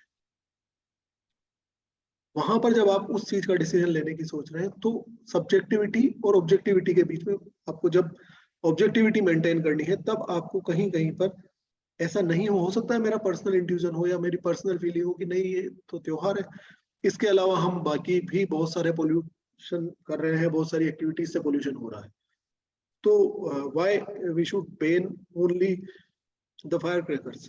ये मेरा पर्सनल एक्सपीरियंस हो सकता है, पर हो सकता है वहां की उस एरिया की पॉपुलेशन इतनी मेच्योर हो, इतने समझदार लोग हो कि वो इस चीज को इतना ज्यादा फील नहीं करें जितना हम फील कर रहे हैं। Getting my point? एक दूसरा एग्जांपल देता हूं आपको, दैट इज अबाउट एक राजस्थान के फेमस डिस्ट्रिक्ट जज रहे हैं, उनका नाम मेरे माइंड से स्किप हो गया है, चित्तौड़गढ़ में वो थे, और उन्होंने जो हमारे यहाँ पर 12वीं और 13वीं का भोजन होता है, मृत्यु भोज, उस पर उन्होंने टोटली बैन लगवा दिया था उस डिस्ट्रिक्ट में। डिस्ट्रिक्ट जज का इस चीज में कहीं इन्वॉल्वमेंट नहीं होता, फिर भी उन्होंने कोर्ट से ऐसे ऑर्डर्स दे दिए और ऐसी चीजें कर दी कि यहाँ पर मृत्यु भोज नहीं किया जाए, और वॉलेंटरीली कई सारे लोगों को मृत्यु भोज नहीं करने के लिए उन्होंने प्रमोट किया और मृत्यु भोज पर लगभग रोक लगा दी। उसके बाद में करीब 8-10 सालों में राजस्थान में ये इफेक्ट मैंने देखा है कि ग्रामीण एरिया के जितने लोग हैं, जितने बुजुर्ग लोग हैं, कई सारे ऐसे लोग हैं, उन्होंने धार्मिक मंदिरों में, अपनी सभाओं में, अपनी पंचायतों में उस चीज में इस चीज की सामूहिक शपथ ले ली कि हम मृत्यु भोज में खाना नहीं खाएंगे। It creates a burden, financial burden to the family. गरीबों की स्थिति नहीं होती है तो भी वो जमीन गिरवी रख के और बहुत सारे डेट उनके ऊपर क्रिएट हो जाता है और उसके बाद में भी वो मृत्यु भोज करते हैं। सो इन सिचुएशंस में आपको ऐसे डिसीजंस लेने के लिए अपने आप को रीअश्योर भी करना होता है और अपने आपको लोगों की फीलिंग्स जो है, लोगों की जो भावना है, उनको इनडायरेक्टली उन व्यूज को कलेक्ट करना होता है। सो 3 पॉइंट्स वुड बी देयर। एक, आप कंक्लूजन पर बहुत जल्दी नहीं पहुंचे। दूसरा, अगर आप अपने इंट्यूजन, अपनी सिक्स सेंस पर या आपके गट फीलिंग पर अगर आप एक्शन ले रहे हैं, so it would B reassurance. आपको कई बार, 2-3 बार, 4 बार आपको इस चीज को सोचना होगा, इस चीज को रीअश्योर करना होगा कि यस, ये डिसीजन सही है। और तीसरा, इसमें इनडायरेक्टली आपने पब्लिक व्यूज कलेक्ट किए। फोर्थ एंड लास्ट थिंग, अगर आपने एक इनकरेक्ट डिसीजन ले लिया, व्हाट अबाउट दैट? उसकी ऑब्जेक्टिविटी मेंटेन करने के लिए आप क्या करेंगे? आपका डिसीजन गलत हो गया। एग्जाम्पल देता हूँ, रुद्र प्रकाश शर्मा, रिसेंट एग्जाम्पल है। टोंक या निवाई में कहा डीएसपी थे, देखा था, अभी वीडियो भी काफी वायरल हुआ था, हाईवे जाम किया हुआ था। Yes sir. हाईवे जाम किया हुआ था पॉलिटिशियंस ने, और उन्होंने उनको हाईवे क्लियर करवाने के लिए कि यार पूरी रात से हाईवे पर कितने लोग फंसे होंगे, पता नहीं, उनमें कुछ बुजुर्ग लोग होंगे, कुछ बीमार होंगे, कुछ ऐसा होगा वैसा होगा, इस हाईवे को तो क्लियर कीजिए हम सब। और जब वहां पर इस चीज को लेकर तनातनी हो गई तो उन्होंने, पुलिस थी, उन्होंने सबने मिलकर अरेस्ट करके गाड़ी में डाल के पॉलिटिशियंस को, but he was suspended later. आपका डिसीजन गलत नहीं था, बट कुछ ऐसा गलत हो गया। What will you learn? ऐसा डिसीजन आपसे हो गया, क्या सीखेंगे?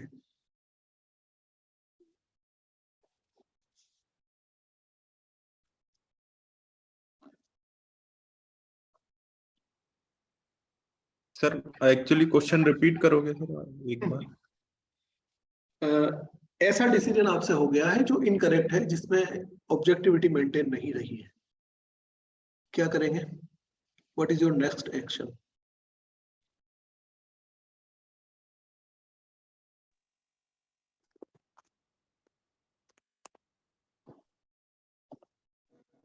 सर, अपने उच्च अधिकारियों को सूचित करते हुए इसके समाधान के प्रयास किए जाएंगे सर।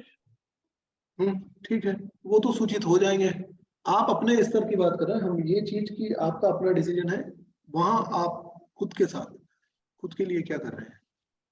डिपार्टमेंट तो एक्शन लेगा ही ऑब्वियसली। सर, इसमें स्पष्टीकरण दिया जा सकता है खुद को अपनी तरफ से। सेल्फ स्पष्टीकरण, मैं सेल्फ डिसीजन की बात कर रहा हूँ। आप अपने लिए क्या करेंगे, आप खुद के लिए क्या डिसाइड कर रहे हैं? मैं ये नहीं बोल रहा हूँ कि डिपार्टमेंटली क्या एक्शन होगा और उसका आप क्या रिप्लाई करेंगे। वो तो ऑब्वियसली डिपार्टमेंट तो आपके सर पे ठीकरा फोड़ेगा इसे, और इससे बढ़िया ऑप्शन हो नहीं सकता। उनमें से कोई हायर अथॉरिटी अपने ऊपर बिल्कुल नहीं लेगा, वो डिसीजन आपका है, so you would be sole responsible. वो बात नहीं है। हमने डिसीजन गलत सर लिया। उस एक्शन से जो भी इम्पैक्ट होने वाला है, उस इम्पैक्ट को कम करने के लिए, मिटिगेट करने के लिए जो भी एक्शन ले सकते हैं। ठीक है। The concluding point of this, उस सिचुएशन में जब आपने डिसीजन गलत ले लिया है, you will learn something and you will not take such decisions in next or in future. जब भी ऐसी सिचुएशन दोबारा आती है, वहां पर आप फिर ऐसा गलत निर्णय नहीं करेंगे। This would be the good answer. आपने एक बार गलत निर्णय ले लिया, वो अप्लाई हो गया और उसके इम्प्लीकेशंस भी गलत चले गए। हो सकता है आपके अगेंस्ट डिपार्टमेंटल एक्शन हुआ हो, नहीं हुआ हो, आप लायबल रहे हो, नहीं रहे हो, that is another thing. It's like कि एक डॉक्टर ऑपरेशन कर रहा था ऑपरेशन थिएटर में और वहां उसकी गलती से किसी की डेथ हो गई। वो इंटेंशनली ये नहीं चाहता था ना कि किसी की डेथ हो जाए या कोई चूक हो जाए, बट वहां पर उसे लगा कि यार मैं ये नहीं करके ये गलती मुझसे हो गई। It is like self acceptance. मैंने अपने आप को आत्मसात किया और इन चीजों को एनालाइज किया कि ये गलती दोबारा रिपीट नहीं हो। Getting my point? सो अगर आपसे एक बार डिसीजन गलत हो गया, you will learn and analyse the situations और नेक्स्ट टाइम आपसे ऐसी गलती नहीं होगी, उसका आप प्रयास करेंगे कि अगली बार हम ऐसी गलती नहीं करें। That would be the good answer and practical answer. ठीक है, हम एक बार कमान से निकले हुए तीर को रिवर्स नहीं कर सकते।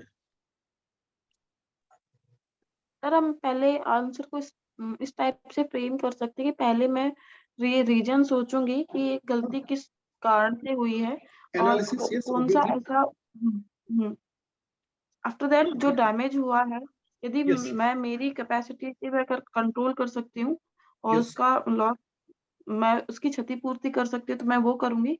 उसके बाद मैं ऐसा निर्णय दोबारा ना लूं, उसके लिए मैं प्रयास करूंगी। Okay, good. एक और चीज आती है, व्हाट इज इंटेग्रिटी? इंटेग्रिटी क्या होता है?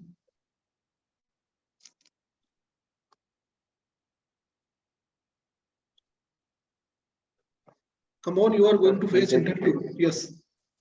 सर इंटेग्रिटी मीन आप मन, विचार और कर्म उनमें एक रूपता हो, एक निष्ठता हो। जो आप सोच रहे हैं वही आप कार्य कर रहे हैं और किसी के बाहरी इन्फ्लुएंस में नहीं आ रहे हैं। जो चीजें और नियमों और विनियमों के तहत ही काम कर रहे हैं, वो integrity. Any other person? Sir मन, वचन और कर्म में आंतरिक सुसंगतता। मतलब जो मैं कर रही हूँ वो मेरे व्यवहार में भी परिलक्षित हो और वो मेरे कार्य में भी परिलक्षित होना चाहिए। मन, वचन और कर्म में सुसंगतता, ये भी उस लड़की के 35 टुकड़े किए हैं ना, उसके भी थी ना। उसके मन में उसने जो सोचा, जो विचार में आया और उसको उसने अप्लाई भी किया। क्या यही इंटेग्रिटी है? नहीं सर, वो इंटेग्रिटी नहीं हो सकती सर। पर हम जो बोल रहे हैं वो तो यही बात है कि मन, कर्म और वचन तीनों में एक जुटता हो, इंटीग्रेशन हो। हम यही बोल रहे हैं।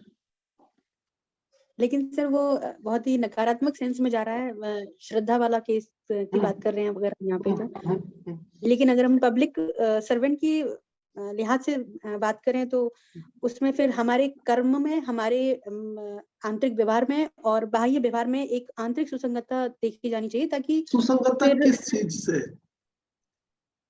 सर ऐसा नहीं होना चाहिए मेरी कथनी कुछ और हो, करनी कुछ और हो। मैं करूं तो मैं भलाई का काम, लेकिन आंतरिक रूप से मैं ये सोच करके बैठ जाऊं कि नहीं ऐसा नहीं होना था, मुझे तो इसमें अपना पर्सनल इंटरेस्ट भी इनपुट रखना था। तो वो जो कॉन्फ्लिक्ट रहता है वो कॉन्फ्लिक्ट नहीं होना चाहिए। Any other person? Neeru? Sir, honesty and truthfulness in one's actions. Honesty and truthfulness in one's action. किस चीज की सुसंगतता, ये तो बताइए। सुसंगतता हो सकता है कोई पर्सन, यस, नैतिक होना चाहिए सर वो जी। नैतिक होना चाहिए, वो बेस्ड ऑन मोरल वैल्यूज होना चाहिए, वो सुसंगतता मोरल वैल्यूज पर बेस्ड होनी चाहिए, वो तो बताइए सुसंगतता होनी चाहिए। मानवीय और नैतिक मूल्यों में सुसंगतता होनी। हाँ, वो उसकी जो ये मोस्टली जो मेन चीज है that is honesty in general. Honesty में बहुत सारी चीजें आ जाती है, सारी चीजें आ जाती है लगभग। ईमानदारी में, ईमान है उसके अंदर, वो ईमानदारी को लेकर उसके मन क्रम वचन में, उसके मन कर्म और वचन में सुसंगतता होनी चाहिए। तो वो सुसंगतता का बेस बताइए, वो दैट इज एसेंशियल। हम सिर्फ ये बता रहे हैं कि सुसंगत होना चाहिए, दैट इज नॉट एसेंशियल। ठीक है, सो वो सुसंगत होने चाहिए। अच्छा, ये चीज बताइए कि इंटेग्रिटी किसी भी सिविल सर्वेंट के लिए क्यों एसेंशियल है? What are the reasons behind कि इंटेग्रिटी एसेंशियल है?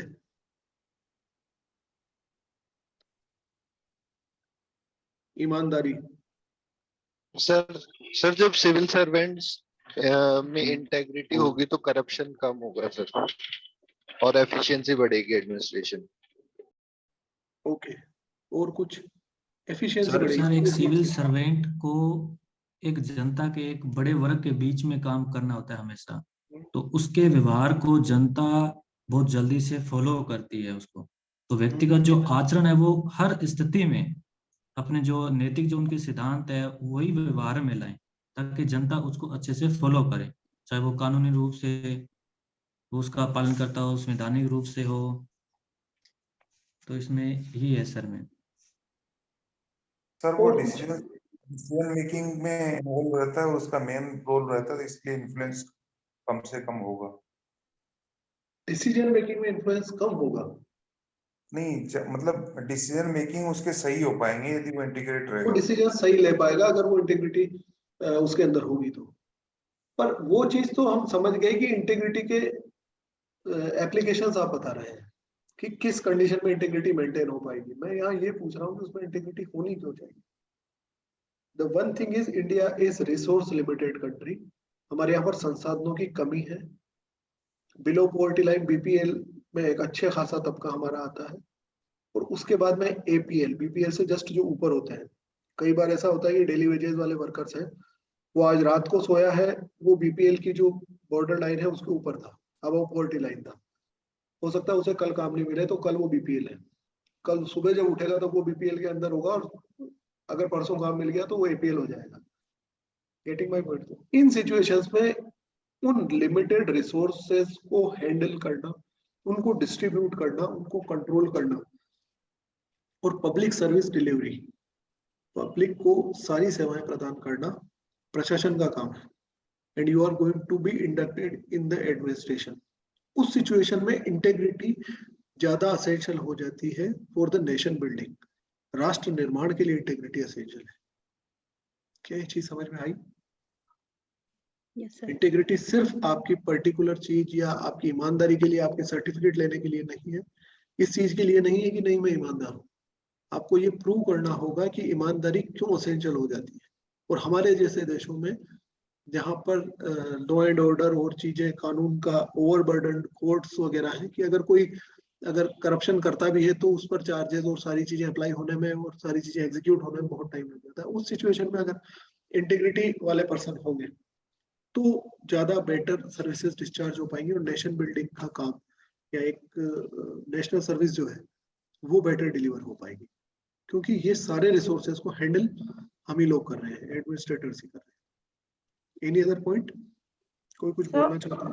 यस सर, इसके अगर तीनों एस्पेक्ट देखें, खुद के लेवल पे, जनता के लेवल पे और ऑफिशियल लेवल पे, यस वो सही, मतलब ये एक तो जो आपने आंसर दिया वो अच्छा है, बट हम इसको ऐसे भी रिप्रेजेंट कर सकते हैं कि हाँ, दैट मैंने जो बताया है that is the apex point. वो सबसे लास्ट में, वो पिरामिड कहाँ जाकर एंड होता है? तो जनता के लेवल पर, खुद के लेवल पर रिसोर्सेज को मैनेज करना और वो सारी चीजें, और the apex level is the nation building, उससे राष्ट्र निर्माण होता है।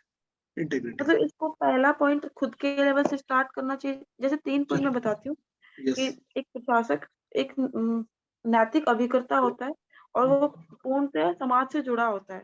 यस तो यहाँ से स्टार्ट करके फिर बोले कि जो लिमिटेड रिसोर्सेज है उनका नियंत्रण करना, उनका सर्विस डिलीवरी करना, साथ ही यदि वो सत्यनिष्ठ होता है तो अपने ऑफिस में एक विश्वास बनाए रखेगा और एक रोल मॉडल के रूप में आएगा। साथ ही यदि स्वयं के लिए देखता है तो उसे आत्मसंतुष्टि प्राप्त होगी, उसका कॉन्फिडेंस लेवल बढ़ेगा, वो अच्छा परफॉर्मेंस देगा।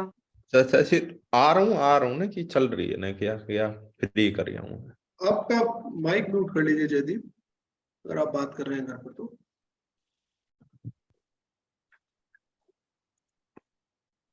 Okay, so the thing is, आपको फर्स्ट में ये बताना होगा कि जिस पोस्ट पर आप हैं उनकी ड्यूटीज क्या है, उन पोस्ट का रिलेवेंस क्या है, और रिसोर्सेस और जो आपकी सर्विसेज हैं वो किन ड्यूटीज को आप डिस्चार्ज कर रहे हैं, उन चीज उससे आप स्टार्ट कीजिए। The other aspects, other wings would be like कि उससे लोग इंस्पायर होंगे, उससे कलीग्स इंस्पायर होंगे, उससे स्टाफ सेटिस्फाइड रहेगा, that is another thing. The main core of the service, the main core of the administration is to serve the public, serve the nation. पहले इस चीज को पॉइंट को पुट कीजिएगा और फिर इसके साथ में इनको अलाइड पॉइंट्स के रूप में आप यूज कर सकते हैं। Okay sir. ठीक है, पहली चीज हमारा टारगेट वो दिखना चाहिए, दैट इज जैसे अर्जुन को वो मछली की आंख दिखती थी, तो target is the public service and the nation building. फिर उसके बाद में कि मेरे साथ में मेरे कलीग्स, मेरे साथ के लोग हैं वो उस चीज को मेंटेन कर पाएंगे या उस चीज से इंस्पायर होंगे। ओके, द लास्ट थिंग जिस पर मैं बात करना चाहूंगा दैट इज इम्पार्शलिटी। इम्पार्शलिटी का मतलब होता है निष्पक्ष होना। निष्पक्ष होने का मतलब क्या है, सबसे पहले ये बताएं। नॉन पार्टिशनशिप जिसको हम बोलते हैं, इम्पार्शलिटी हम जिसको बोलते हैं, वो क्या होता है?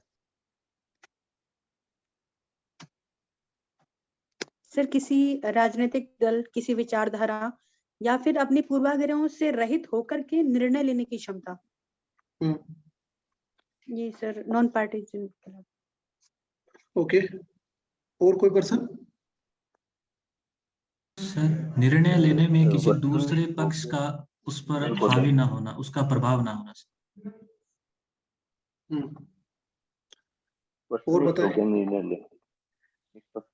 सर पूर्वाग्रहों से रहित होकर और तार्किक आधार पर और वस्तुनिष्ठता के साथ निर्णय लेना, निष्पक्ष।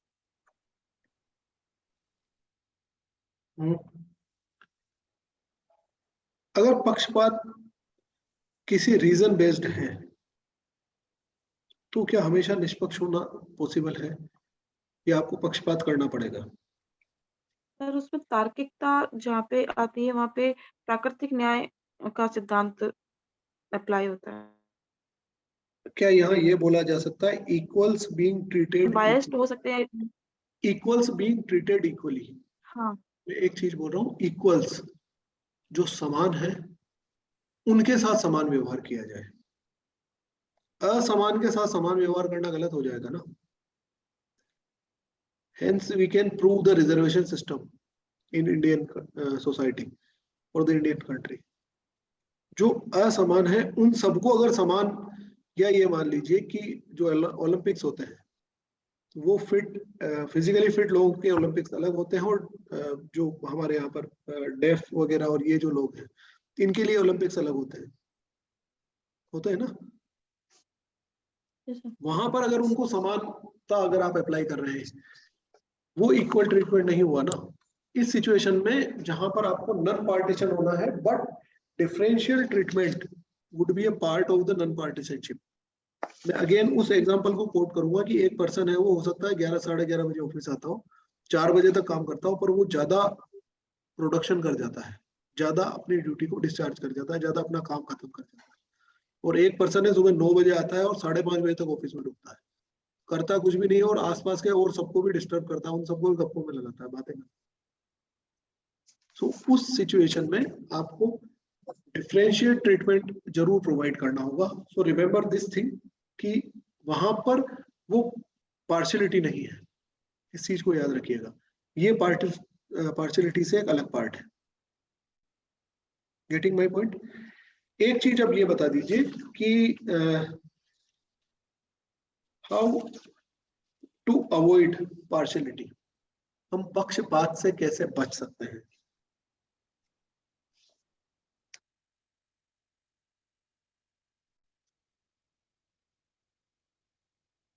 या ये पूछा जाए कि आप पक्षपात से बचने के लिए किन पैरामीटर्स को यूज करेंगे, किन चीजों को अप्लाई करेंगे, किन चीजों को ध्यान में रखेंगे, किन बातों को दृष्टिगत रखते हुए आप पक्षपात नहीं कर सके? जब दोनों पक्ष, हाँ नीरू आप बोलिए पहले। सर सबसे पहले निर्णय लेने से पहले ये दोनों पक्षों की परिस्थितियों की जांच करना आवश्यक होगा। यदि समान परिस्थितियां हैं तो निष्पक्ष होना 100% निष्पक्षता रहेगी। यदि असमान परिस्थितियां हैं तो उसके तार्किकता के आधार पर निर्णय लेना आवश्यक होगा। ठीक है, और बताएं। सर सबसे ज्यादा जरूरी होता है किसी भी निर्णय के लिए कि दोनों पक्षों को सुनवाई का मौका दिया जाए। ठीक है, ताकि उसमें से फिर तार्किक आधार पर निर्णय लेते हुए और निष्पक्षता को बनाया जा सकता है। और बताइए।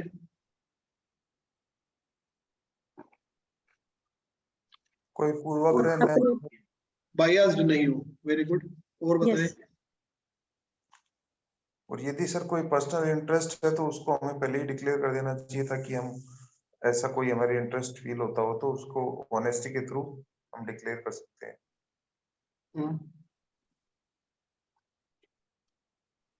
और चीज बताइए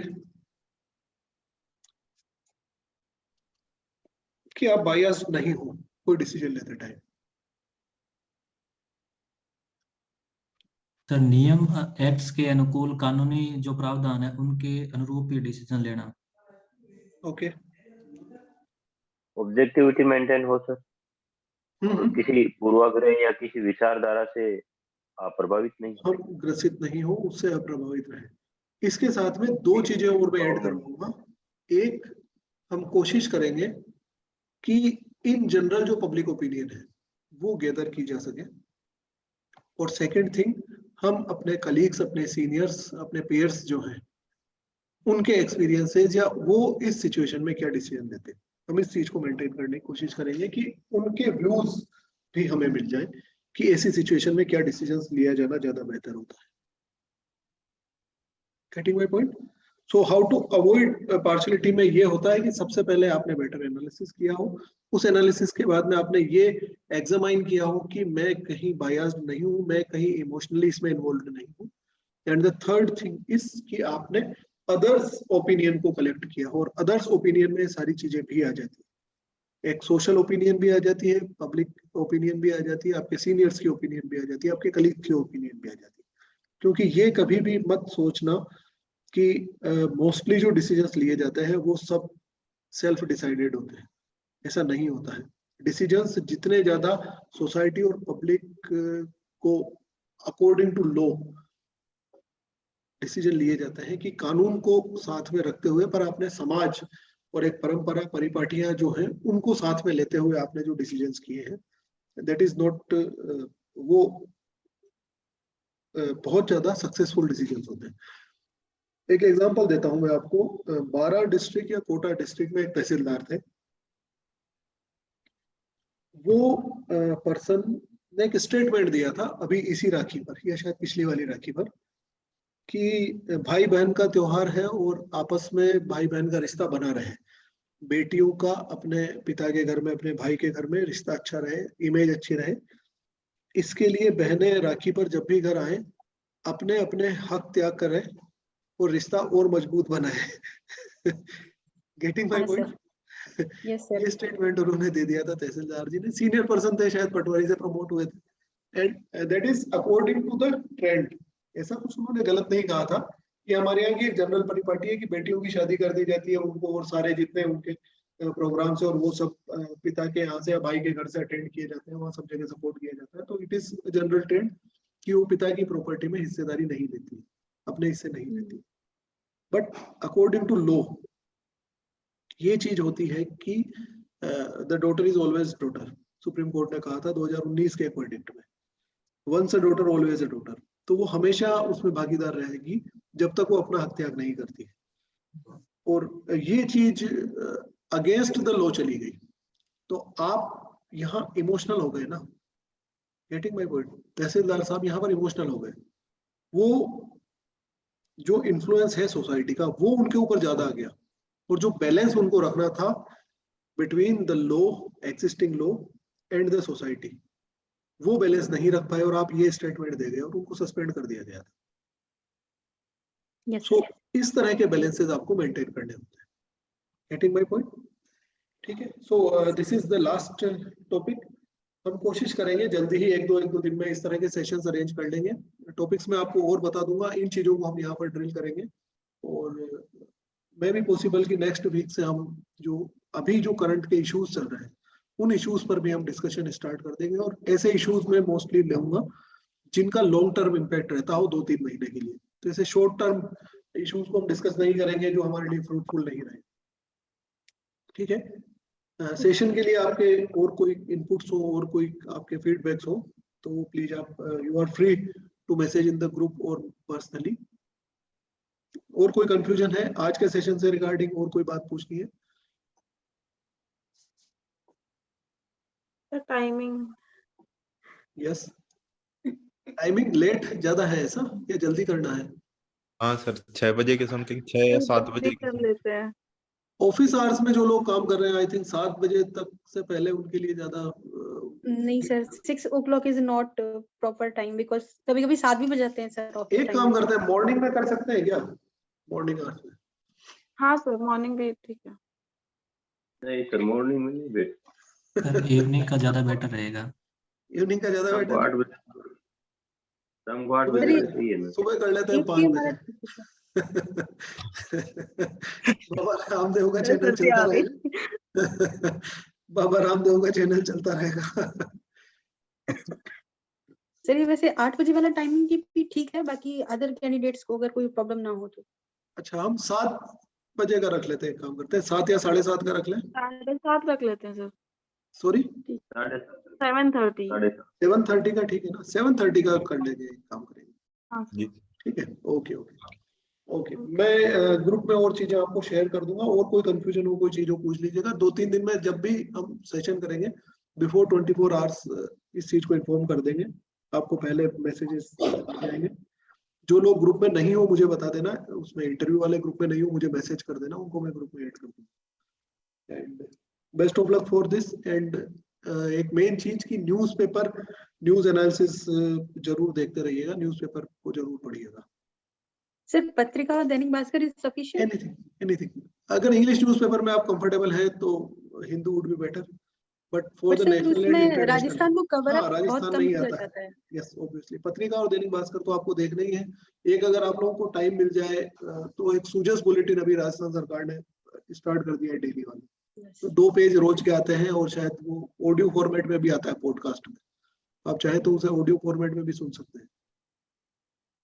ठीक है, okay, have a good night to you all. Thank you sir, good night sir. जी sir, thank you sir, good night. Thank you sir.